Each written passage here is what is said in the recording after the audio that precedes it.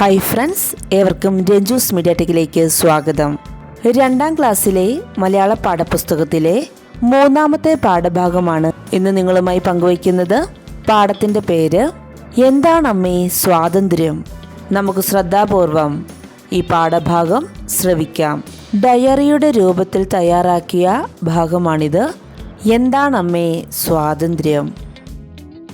2024 August 15 വ്യാഴം.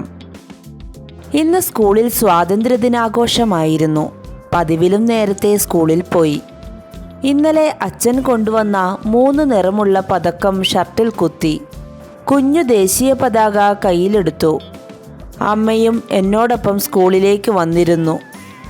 എനിക്ക് സന്തോഷമായി. വഴിയിൽ മുഴുവൻ അലങ്കാരങ്ങൾ.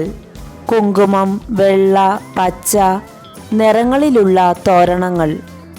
വാഹനങ്ങളിലെല്ലാം മൂവർണ്ണ കൊടികൾ.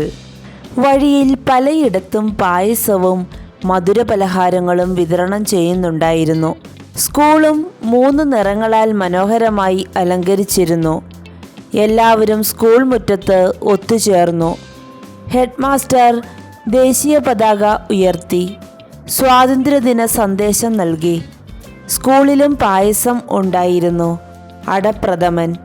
ഞങ്ങൾ പായസം കുടിച്ചു. നല്ല സ്വാദ്. എനിക്കിഷ്ടമായി. ഉച്ചയ്ക്ക് വീട്ടിലെത്തി. കൂട്ടുകാരോടൊപ്പം കളിച്ചു. ടിവിയിലും സ്വാതന്ത്ര്യദിന പരിപാടികൾ തന്നെ.